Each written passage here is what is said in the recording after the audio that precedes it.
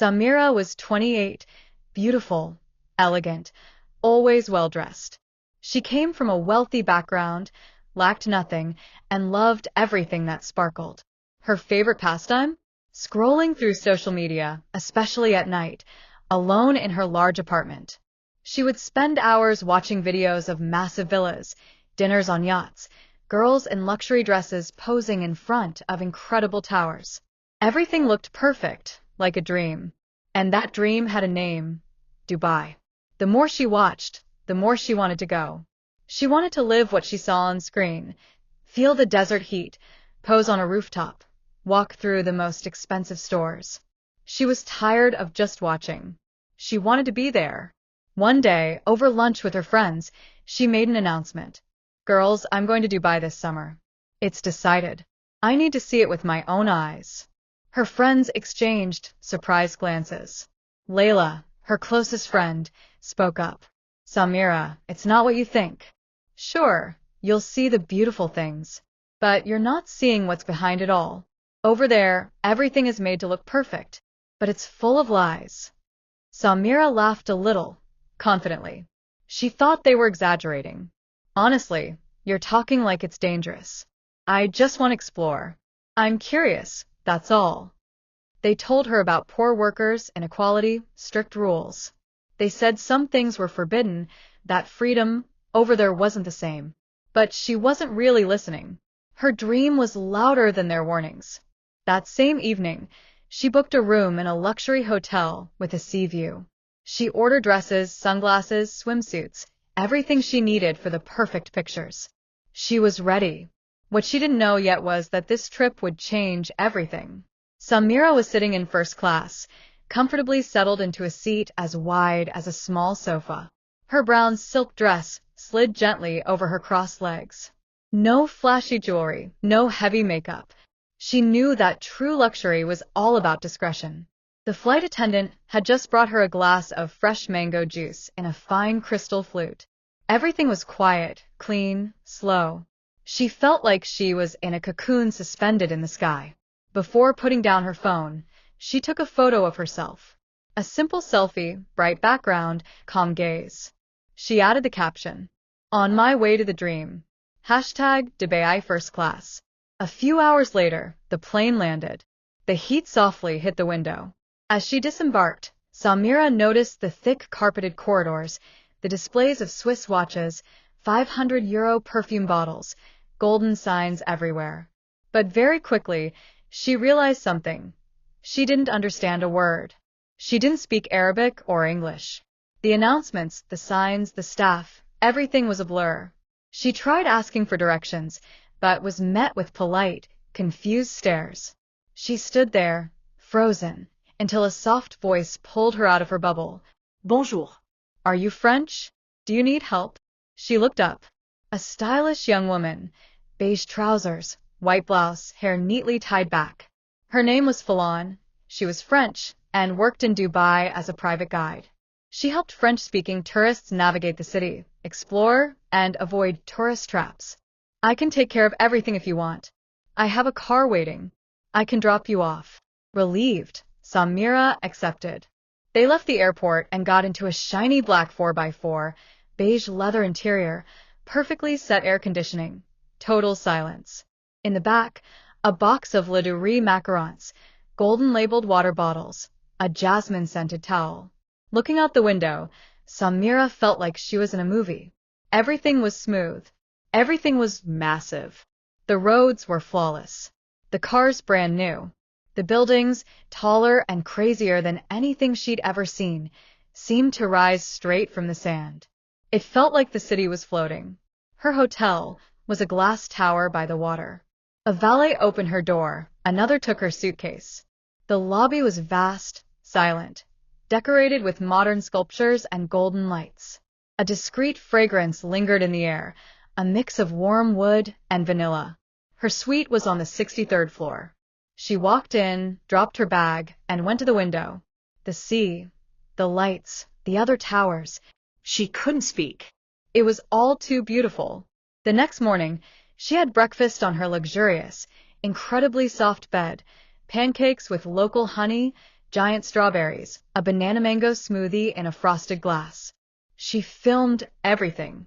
She posted. The likes poured in. The day began. Falon took her around the city. Malls the size of airports. Giant aquariums. Artificial beaches. Shops where salespeople offered perfume in gold bars, 20,000 euro dresses like it was normal. She even saw an ice cream shop that served cones covered in gold leaf. One afternoon, they went on a boat ride. Non-alcoholic champagne, white cushions, views of the skyscrapers. Samira laughed, felt free, light. She understood why people dreamed of Dubai. Here, everything felt possible. But it was the dinner on the third night that she would never forget. Falon took her to a unique restaurant at the top of a tower. The place slowly rotated on itself. Every 30 minutes, the view changed.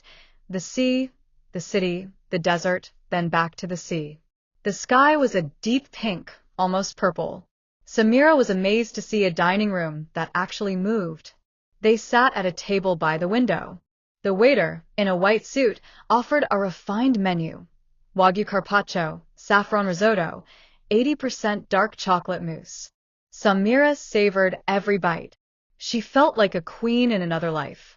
Then, between two bites, Falon said, "Want to tell you some things tourists don't usually know?" Samira smiled. "Go ahead. I'm listening."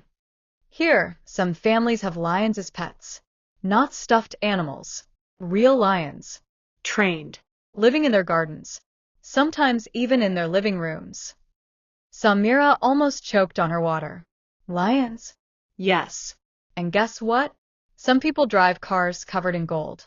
Not gold paint. Real gold. Solid. Bentleys, Lamborghinis. And it's normal. That's insane. Want something crazier? There are private yachts worth €1 billion. €1 billion. With cinemas, helipads, indoor fountains. Here, when you want to impress, you don't look at the price. You go all out. Samira was speechless. Her gaze drifted to the city below. All those lights, those towers, it all felt so unreal. She felt far from her world, but happy, fascinated, like a child in a modern fairy tale. I knew it was a rich city, but not this rich. Here, it's not just about money. It's a whole different way of living, a different way of dreaming. And for the first time, Samira thought she could stay. Not forever, but for a long time. She felt special, important. She believed she had found a place that reflected her. Beautiful, dazzling, spectacular. But what she didn't know was that behind all the glitter, this city hides another face. A face she's about to discover. One that will change everything. The sun was slowly setting in the sky, painting the dunes with an almost unreal golden light.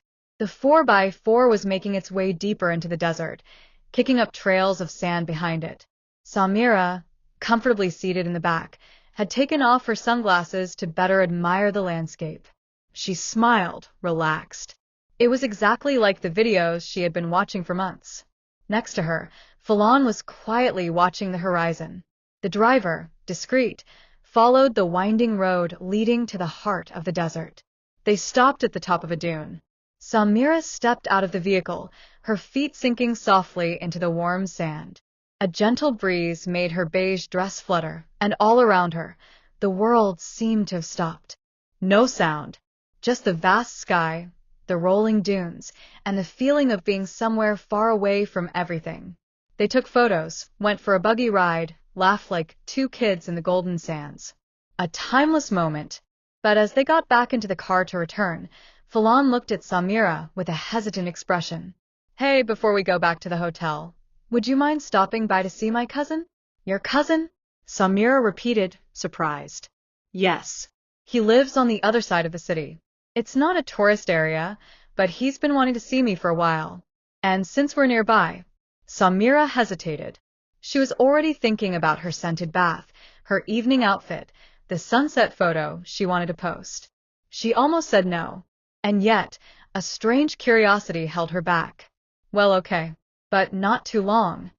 The 4x4 left the main roads. Very quickly, the shiny streets gave way to damaged ones. The buildings became lower, older, grayer. Some walls were covered in graffiti, others in grime. The air was heavy, filled with dust and the smell of sewage. They passed men sitting on the sidewalks, their faces hollow, their clothes dirty.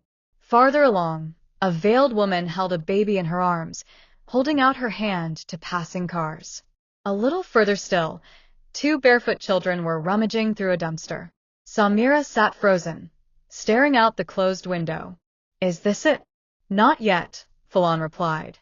But this is Dubai too. Not the one from the videos. Not the skyscrapers. Just this. They passed an empty lot where makeshift tents had been set up with torn tarps. Men stood in line in front of a small truck handing out bottles of water. Samira asked, her voice uneasy. Who are these people? Workers, Falon replied. Many come from India, Pakistan, Nepal.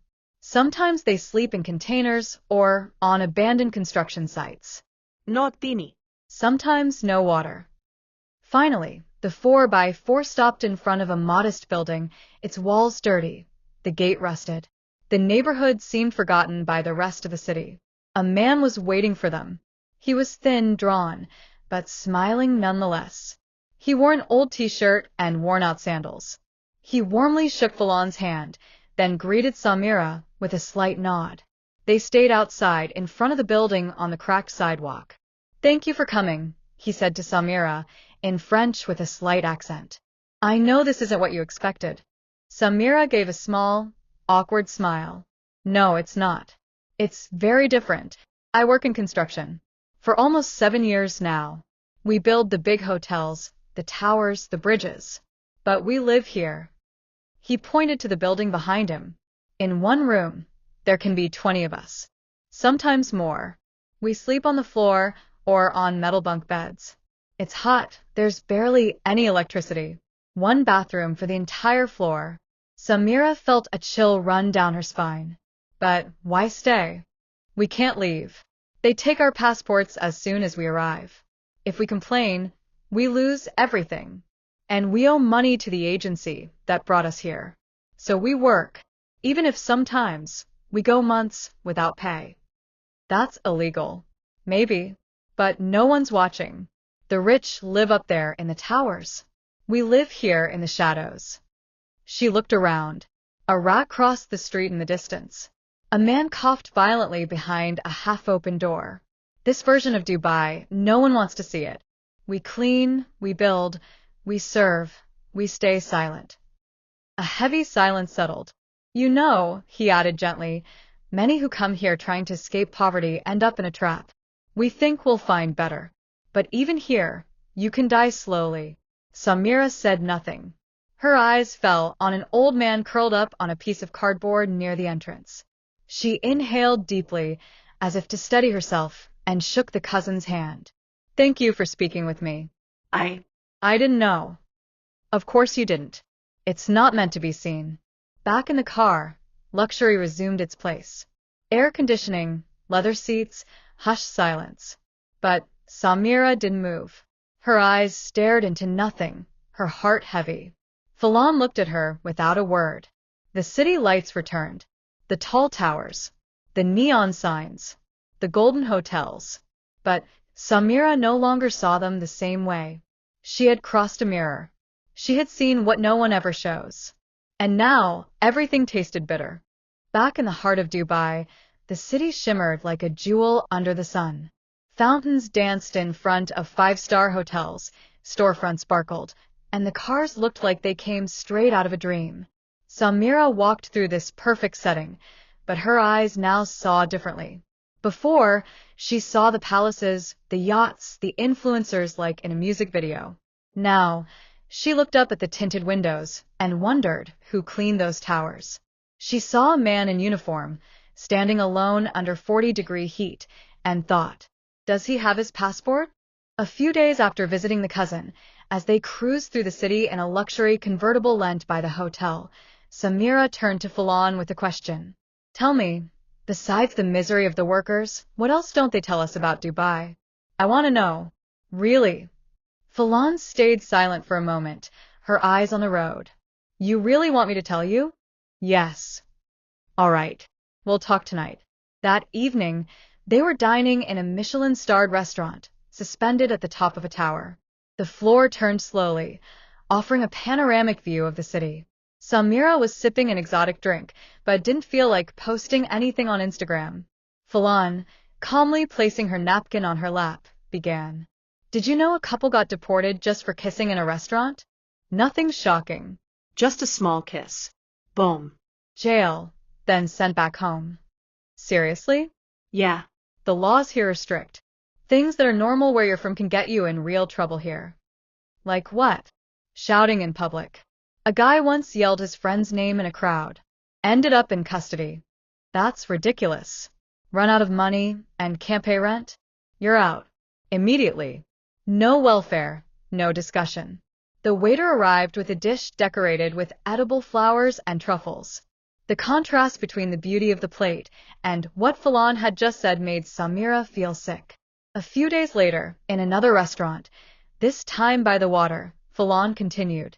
Want to tell you about the influencer world? Go ahead. Some of them sell themselves for huge sums. Not just for posing in pictures, some go much further. She paused. You mean? Yes. Some sleep with rich men for tens of thousands of euros. But that's not the worst. Rich men pay women to spend the night with their 12-year-old sons. To make them men. And worse, they film it. Are you serious? Yes. And it's not just boys. They also pay women to sleep with animals. Lions. Dogs. Horses. And worse. She lowered her voice. There are videos where rich men force them to eat feces. To do things even more humiliating, more inhuman. And they agree, because after that, they become rich on social media. They post pictures in private jets. But no one knows what they went through before. Samira, stunned, dropped her fork. That can't be real. Dubai is a showroom. Everything is staged. The powerful can do anything. And the authorities look the other way, as long as no one makes noise. Another day, in the car as they drove past the marina at sunset, Samira asked, And the deaths? Falan, you once said some women were found dead. Falan sighed. Yes. There have been cases. Young girls who disappeared, later found dead in industrial zones. Or in the desert. No one talks about it. Never in the news. Everything is erased. Everything is controlled. But why doesn't anyone say anything? Because the city survives on image. Silence protects the dream. If you tell the truth, you become a threat. You could be deported, disappear, or worse. As the days passed, Falan's confessions grew darker and more frequent. In luxury cars, in private pools, in restaurants where meals cost hundreds of euros, the truth floated silently between them. Samira no longer saw Dubai the same way. When she saw golden yachts, she thought of those who cleaned them at night. The influencers? She now saw their silence as a cry for help. The skyscrapers? They seemed made of concrete, glass, and shadows. One evening, returning to her hotel, Samira passed a young woman standing alone, fully made up, worn heels, waiting near a luxury car. She looked away, shaken. She now understood that this dream was selling an image, but behind that image there were tears, blood, and secrets they preferred to bury in the desert. On the day of her departure, Samira woke up early. She didn't take a mirror selfie. She didn't wear her golden dress. She dressed simply. No makeup, just a tired look in her eyes. In the hotel lobby, the staff smiled at her politely, just like every day.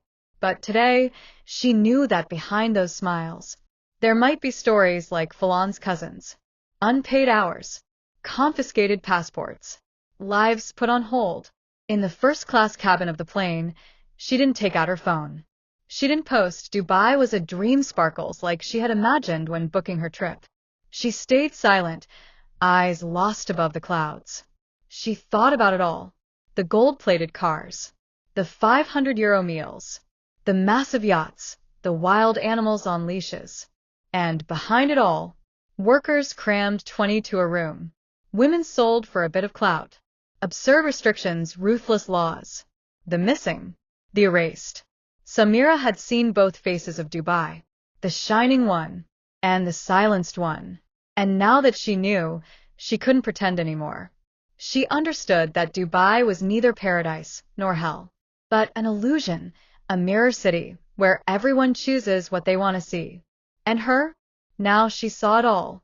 So she closed her eyes and made herself a promise. Never again believe in a dream without knowing its cost.